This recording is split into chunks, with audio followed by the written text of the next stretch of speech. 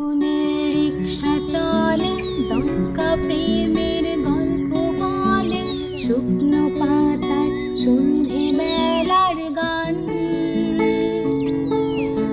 কোন হরিণের দুষ্ট ছায়ায় খেলনা দোকান ডাকছে রে আর ভুল করেছি আর যাবো না মিথ্যে মায়ায় চমকাবো না। ভাল লাগে অন্ধকার হাত ডুবাই, এক নতুন গল্প তার বাজছে তাই।